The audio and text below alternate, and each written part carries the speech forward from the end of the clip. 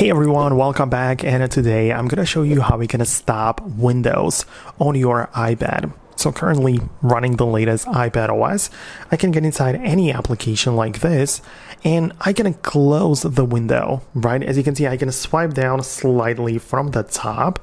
I access these controls, and the one with the dots, with the colored dots, similar to the one on Mac computers, right, allows me to click on the red circle to close the window entirely.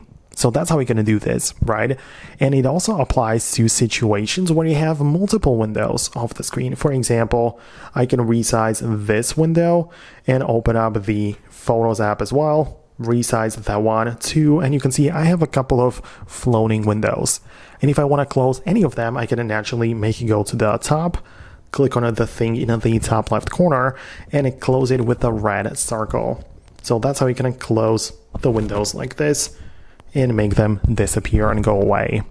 However, if you don't want to use this mode ever in the future, meaning that you only want to have the apps show up in full screen, you can disable this windowed mode entirely. For that, you need to find the Settings app of your iPad. In the left panel, click on Multitasking and Gestures.